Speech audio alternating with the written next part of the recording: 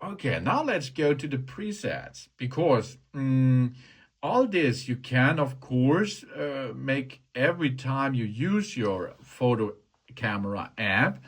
You can adjust that, but you can adjust this in the settings too. For this, we go to settings.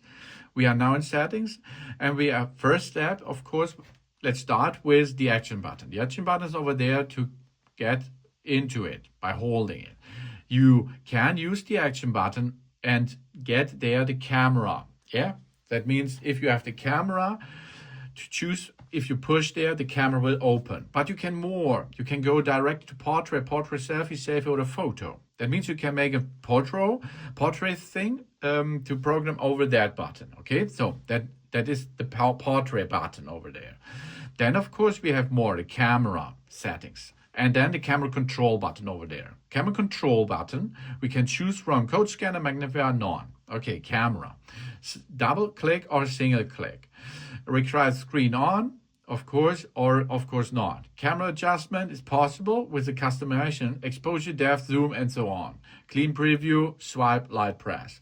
That is the possibility for the controls behind that. And we can customize this, as you can see.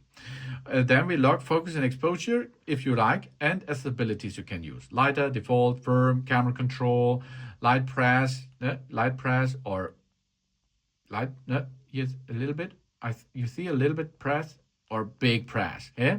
Then we can make this slower or much slower, yeah? Default, firmer, slower, deform, double click function. So let's try this.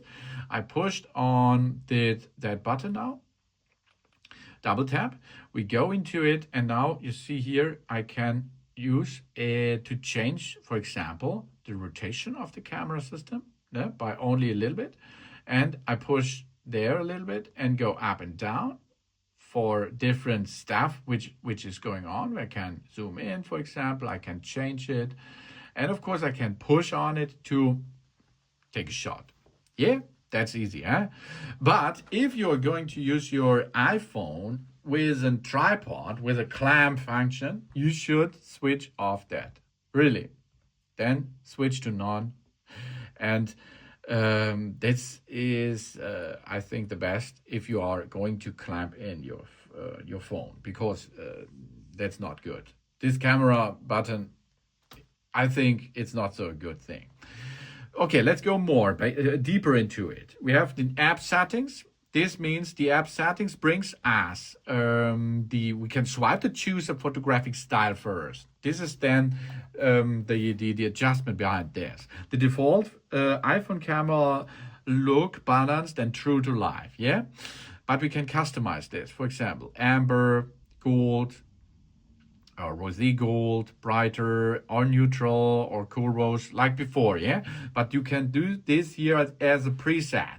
That means every time we open the app, we use the cool rose, for example. Or we can customize this as well, like we prefer this, okay? So we can use here a palette, a color, and a tone to adjust this, each photographic style. And then we can use this photographic styles as a default mode, huh?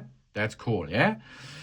Then, of course, the record video. This default setting, this is the thing behind. That means if you have a lot of space, use 4K at 60 frames. Of course.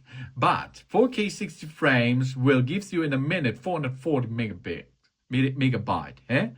If you go to 720, 30 frames, it's only 45 megabyte. But the time is the same. 1 minute of recording.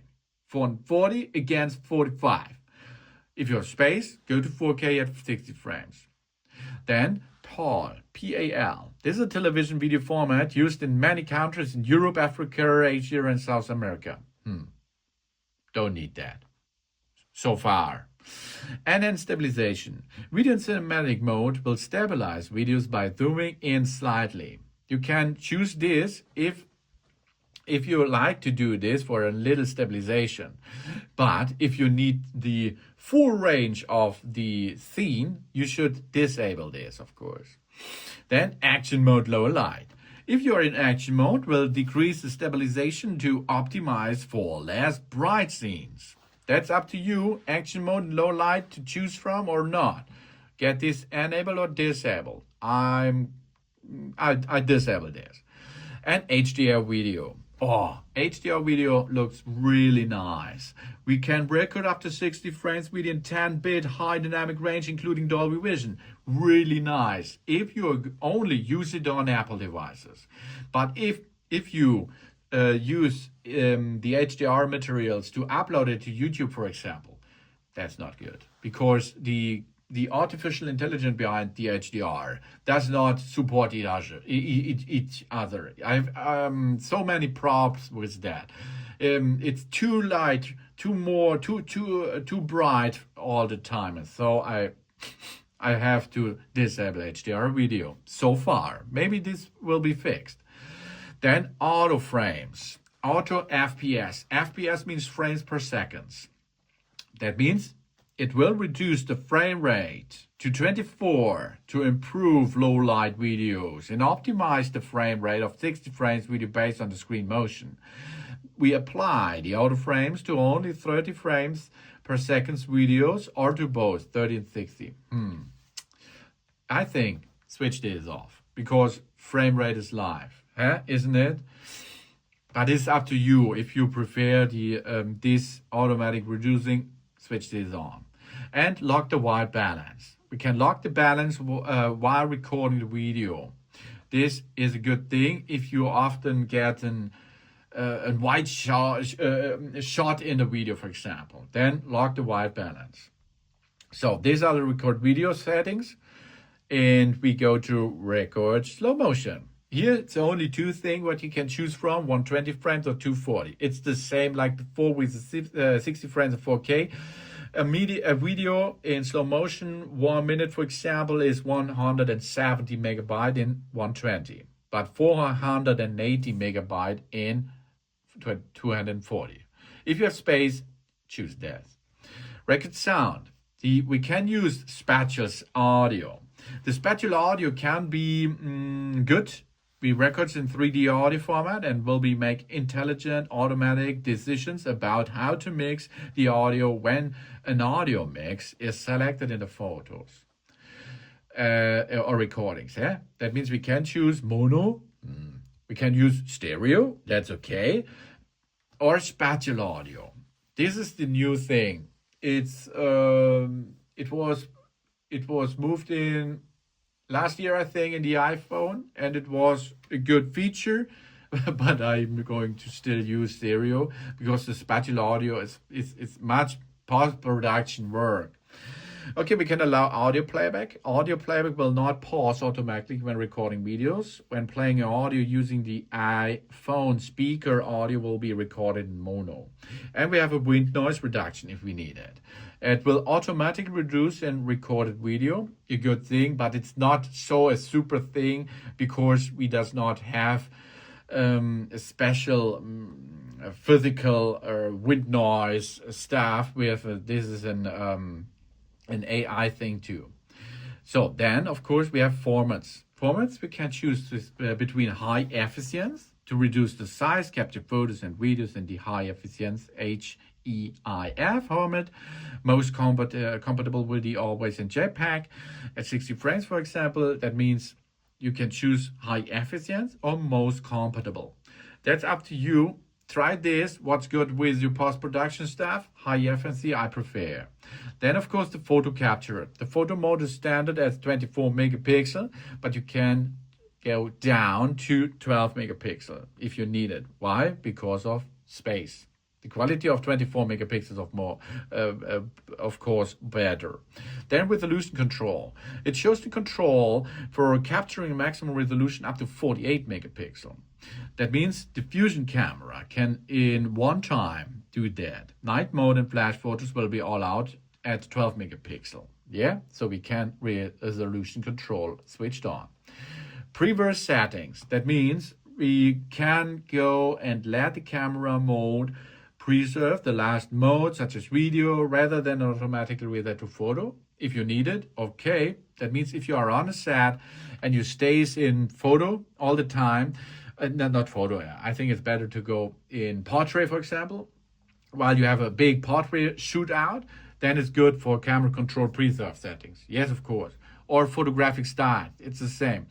It's used to photographic style rather than the automatic reset. Creative controls, width of the last used aspect ratio, light settings. This is good in a set, in a stationary set. Then depth control. This is the depth settings of photos, portraits, and cinematic modes rather than automatically reset. Yeah, of course, depth control should be on if you're in a static setup. And exposure adjustment. Preserve the exposure adjustment rather than the automatic reset. And night mode. That's the same. If you are in a night setup, keep the night mode on. In a standard, without this enabled, it will go back to automatic. Portrait zoom. This preserves the portrait zoom rather than an automatic default camera system. Okay. Then action mode. You can let the action mode enable, of course, all the time. Then you are maybe on an area, on a set with ski or snowboarding or something else. Then, of course, it's good to let the action mode in a preserved settings there. Resolution control is possible to get in preserved settings and live photos. I only use the live photo preserve settings because I do not need live photos and I always let them off. So I preserve settings. If you does not like that it will be go automatically to live photo, turn it on. Switch on the live photos if you disable the live photos at the standard way. Yeah, so. Then use volume app for burst. You can use the volume app button if you need in photo option the burst mode. If you need it, switch that on. Scan QR codes means if there's a QR code anywhere, it will be automatically scan this and you can tap on it and open this homepage, for example. Show detected text.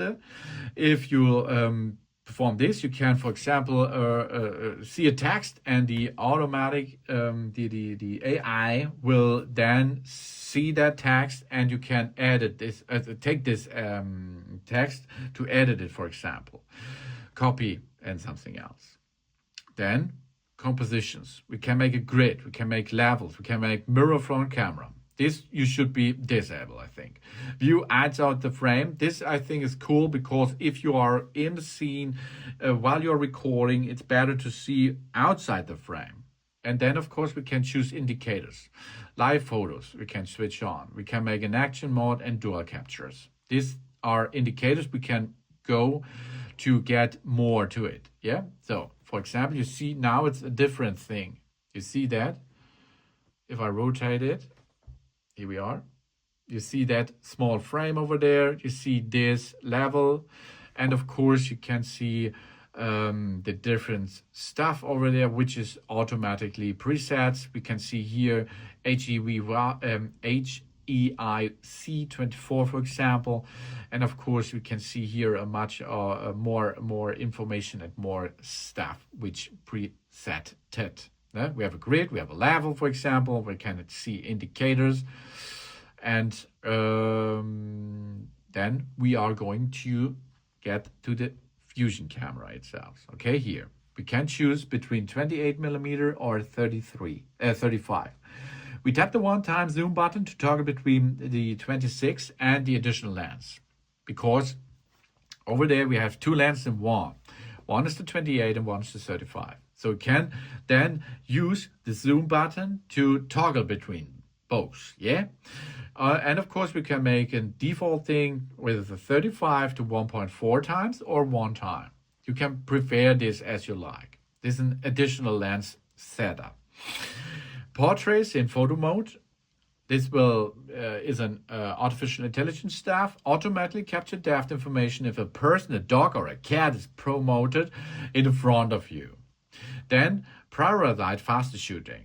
We intelligently adapt an image quality when rapidly pressing the shutter. That means if you are fast pushing on it, it will be priorities faster shooting. Lens correction. The correction lens distortion on the front camera, you can switch on or disable this. Lens cleaning hands, really cool. If the lens is really dirt, it will give you an information that you have to clean this out. Because often you shoot, and you does not see that there's there's dirt on the camera. Yeah. And it saves captures to the photo libraries. Automatically save the capture taken in messages camera to the photo library. You can perform this or disable this. This all you can see in camera position over there. Yeah. These are the settings.